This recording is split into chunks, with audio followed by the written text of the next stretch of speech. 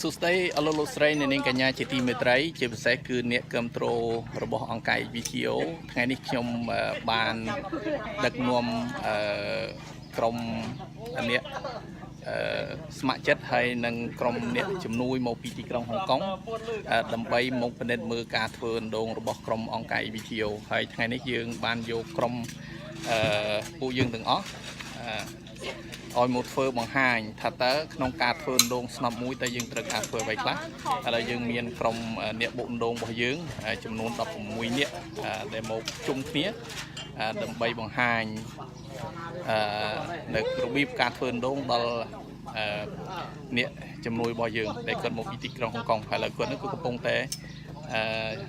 សាកជីកជាមួយនឹងពួកយើងផងដែរបាទ